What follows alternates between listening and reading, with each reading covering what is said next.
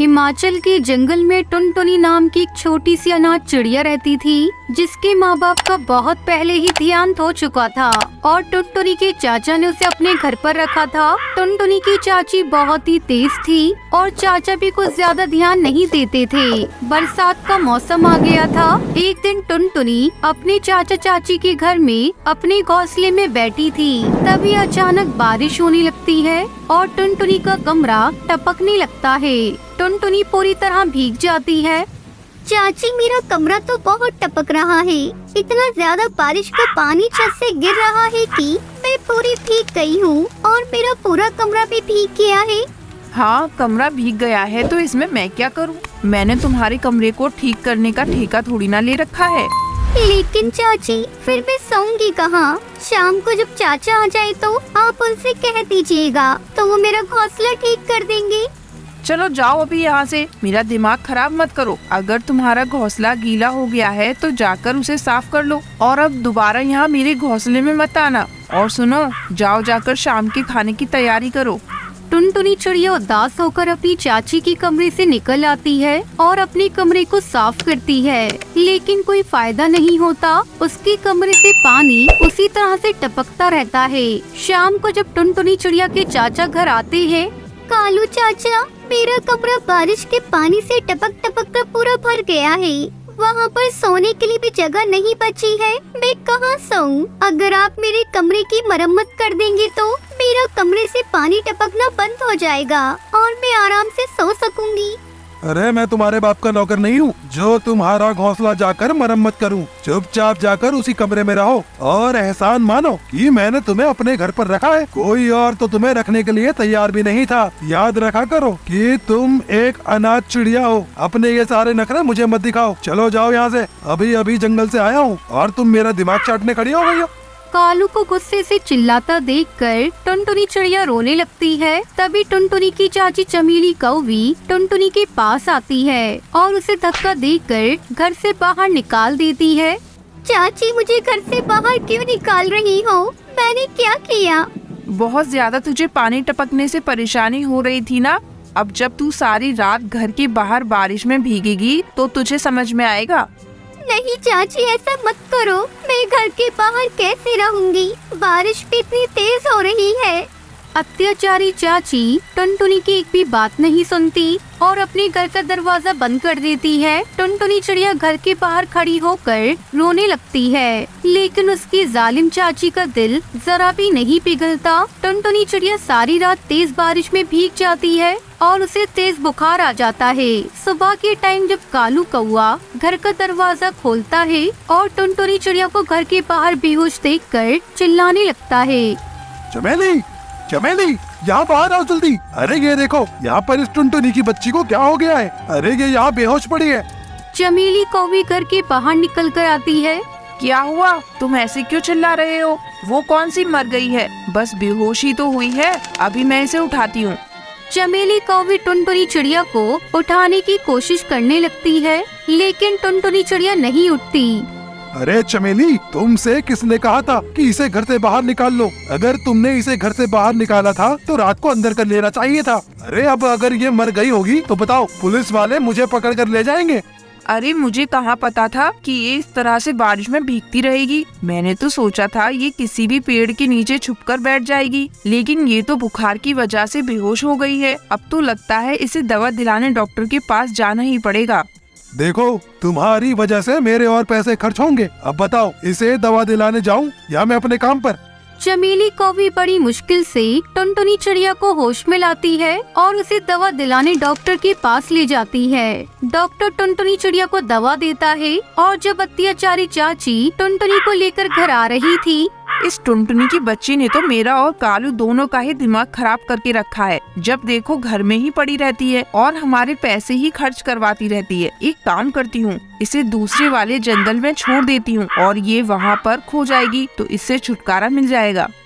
चमेली कौवे टुनटुनी को जंगल के बीचों बीच छोड़कर वापस अपने घर आ जाती है। टुनटुनी चिड़िया अपनी चाची को बहुत ढूंढती है, लेकिन वो उसे नहीं मिलती। तो टुनटुनी चिड़िया वही जंगल के बीच में बैठकर रोने लगती है। टुनटुनी चिड़िया को रोता देखकर एक चिंटू नाम का चिड़ा टुनटुनी के पास आकर बैठ जाता है। अरे क्या हुआ? आप इतनी बारिश में यहाँ पर बैठकर रो क्यों रही हैं? मेरी चाची मुझे यहाँ जंगल में छोड़कर अपने घर चली गई है। आपको अपने मम्मी पापा के पास जाना है? चलिए मैं आपका घर ढूंढने में आपकी मदद कर देता हूँ। नहीं, मेरे मम्मी पापा नहीं है। मैं अनाथ हूँ और अपने चाचा चाची के साथ रहती थी, मगर मेरे चाचा चाची मुझे बिल्कुल भी प्यार नहीं करते। बात बात में मुझे बहुत ताना भी मारते हैं और फिर दोनों ने कल मुझे रात में घर से बाहर निकाल दिया, जिस वजह से मेरी तबीयत खराब हो गई थी और अभी डॉक्टर के यहाँ से मैं दवा लेकर वापस जा रही थी। उन्होंने मुझे बीच रास्ते में छोड़ दिया। अब मेरा कोई घर नहीं है। अब मैं बेघर हो गई हूँ और ये बारिश के मौसम में तो मैं अपना छोटा सा घोंसला भी नहीं बना पाऊंगी, क्योंकि अभी मैं बीमार हूँ।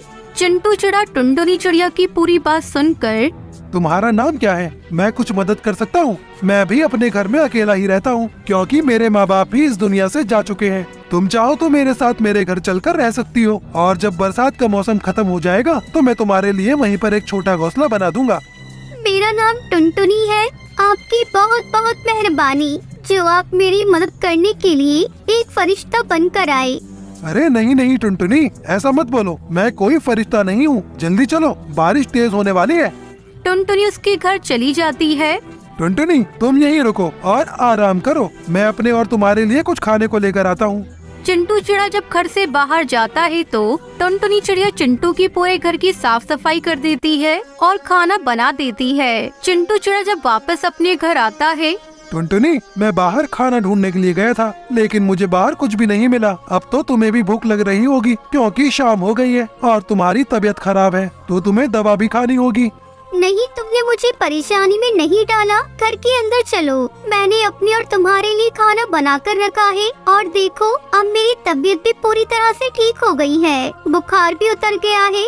चिंटू चिड़ा अंदर आता है और देखता है टुनटुनी ने खाना बना लिया है और दोनों एक साथ खाना खाते हैं और धीरे धीरे उन दोनों में प्यार हो जाता है। और एक दिन, टुनटुनी तुम भी अनाथ हो और मेरे भी कोई माँ बाप नहीं है, तो चलो हम दोनों शादी कर लेते हैं और एक साथ रहकर अपना जीवन बसर कर लेंगे। टुनटुनी चिड़िया चिंटू की बात मान लेती है और चिंटू से शादी करके खुशी खुशी अपना घर बसा लेती है और इस तरह से अनाथ चिड़िया को भी एक घर मिल जाता है।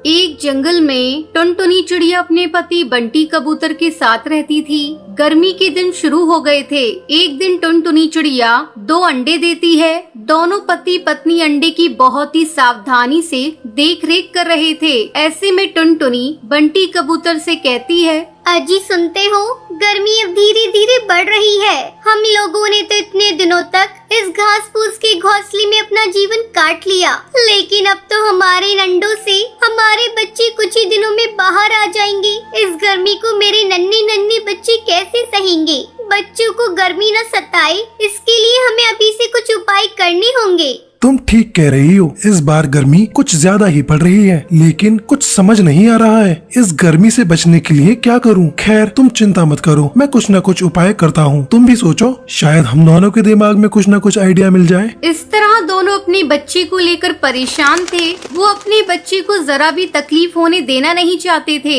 ऐसे ही कुछ दिन गुजर जाते हैं और एक दिन टुनटुनी के बच्चे अंडे से बाहर आ जाते हैं। टुनटुनी अपने प्यारे प्यारे बच्चों को देखकर बहुत खुश हो रही थी। देखो जी, अपने बच्चे कितने प्यारे हैं, किसी की नजर ना लगे। इतना कहकर टुनटुनी अपने बच्चों को प्यार करने लगती है। एक दिन जब बंटी कबूतर भोजन की तलाश में जा रहा था, तभी उसे एक तालाब दिखाई देता है। अरे वाह, कितनी ठंडी ठंडी हवा चल रही है। गर्मी का तो नामो निशान नहीं है। मैं आज ही टुनटुनी को जाकर ये बात बताऊंगा, फिर हम लोग यही अपना घोंसला बनाकर अपने बच्चों के साथ रहेंगे। ये सोचकर बंटी कबूतर बहुत ही खुश हो रहा था और खुशी खुशी घर आकर ये बात टुनटुनी को बताता है। उसकी बातें सुनकर टुनटुनी भी खुश खुश हो जाती है। ठीक है जी, मैं कल ही आपके साथ उस जगह को देखने जाऊंगी। अगले दिन टुनटुनी चिड़िया बंटी कबूतर के साथ उस तालाब पर जाती है। वो इधर उधर देखती है।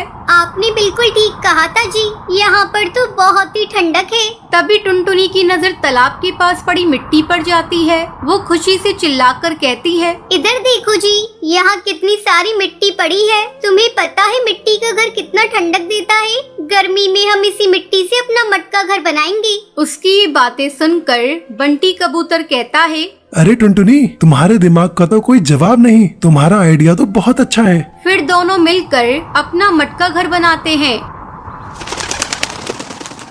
और फिर बच्चों के साथ तालाब के किनारे वाले पेड़ पर रहने लगते हैं। इधर जंगल के पक्षी भीषण गर्मी से परेशान थे। एक दिन कालू कौवा तालाब पर पानी पीने जाता है। अरे ये क्या, यहाँ टुनटुनी चिड़िया तो मटका घर बनाकर आराम से रह रही है। वो टुनटुनी चिड़िया के मटके घर के पास जाकर आवाज लगाता है, टुनटुनी बहन, अरे ओ टुनटुनी बहन, तुम तो बहुत ही चालाक निकली। तुम यहाँ तालाब के किनारे मटका घर बनाकर रह रही और मैं वहाँ गर्मी से जल रहा हूँ। तुमने हम पक्षियों के साथ अच्छा नहीं किया। तुम मेरे लिए भी एक ऐसा ही मटका घर बना कर दो। अगर तुमने ऐसा नहीं किया तो मैं तुम्हारा मटका घर तोड़ दूंगा। कालू भैया, ये तुम कैसी बातें कर रहे हो? अगर तुम्हें भी यहाँ रहना है तो तुम भी अपना मटका घर बना कर रहो। तुम्हें किसने रोका है? तुम्हें तो पता है मेरे छोटे छोटे बच्चे हैं, मेरे पास इतना समय नहीं है मैं तुम्हारे लिए मटका घर बना कर दूं। तू कान खोल कर सुन ले चिड़िया, अगर तूने मेरा मटका घर नहीं बनाया तो इसका अंजाम तू भुगतने के लिए तैयार रहना। तुम्हें तो पता है मैं कितना खतरनाक हूँ। कोई भी मेरे काम को करने से मना करता है तो मैं उसका नामो निशान मिटा देता हूँ। अभी तो मैं जा रहा हूँ, 2 दिनों बाद आऊँगा।